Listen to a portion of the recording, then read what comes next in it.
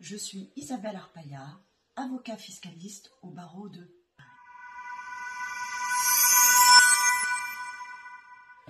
Vous avez une SCI ou vous envisagez de créer une SCI. La question que vous vous posez, c'est le régime d'imposition de cette SCI. Impôt sur le revenu ou impôt sur les sociétés.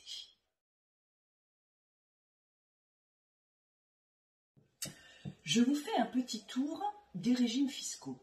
Si vous choisissez une SCI dont le régime fiscal est une imposition à l'impôt sur le revenu, cela signifie que les personnes qui seront imposées seront les associés. Et ces associés, à hauteur de leur quote-part, seront imposés à leur impôt sur les revenus selon le barème progressif et les prélèvements sociaux.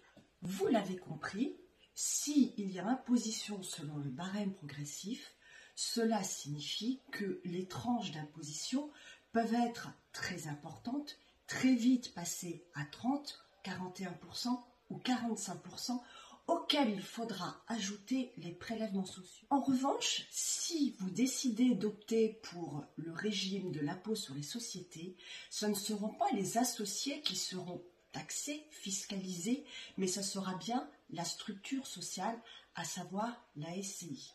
Et donc elle relèvera de l'IS, de l'impôt sur les sociétés, à hauteur de 15% jusqu'au bénéfice de 38 120 €. Au-delà, à compter de 2022, le taux d'IS est à 25%.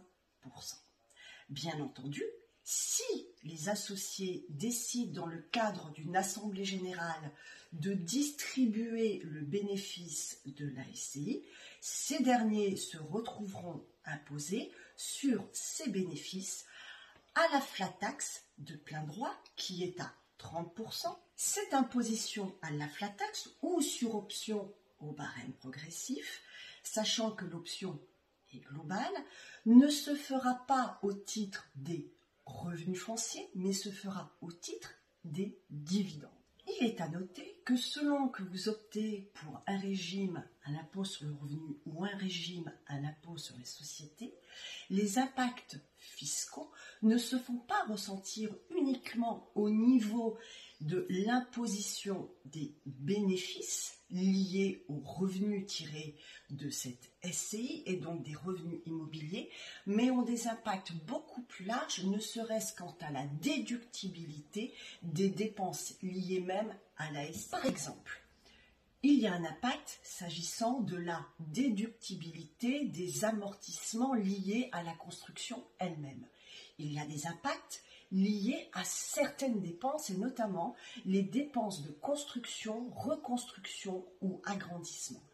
Et il y a également un impact sur la plus-value de cession dans l'hypothèse où vous décidez de céder un bien immobilier ou les parts de la SCI. Je vais être plus précise. Si vous relevez de l'impôt sur le revenu, en cas de cession d'un bien immobilier ou de part sociale de SCI, le régime qui va vous être appliqué en matière de plus-value sera celui des plus-values des particuliers. Bénéficier du régime des plus-values des particuliers signifie que vous pourrez bénéficier de l'abattement pour durée de détention qui vous mène à une exonération de plus-value au bout de 30 ans. En revanche, si vous avez opté pour l'IS, cette plus-value sera imposée selon le régime des plus-values professionnelles et il n'y a pas d'exonération. Vous l'aurez donc compris, votre vision doit être globale.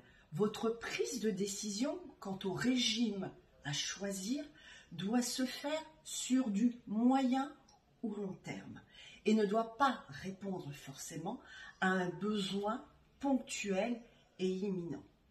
Vous devez prendre différents facteurs en compte pour choisir. D'abord, votre tranche d'imposition. Ensuite, la volonté d'effectuer des travaux. Enfin, la rentabilité de vos investissements immobiliers. Par ailleurs, il faut également prendre en compte votre volonté de vendre à moyen terme et également, et ce n'est pas à négliger, la transmission à vos héritiers. Vous l'aurez compris, pour prendre ce type de décision, il convient d'être accompagné par des professionnels.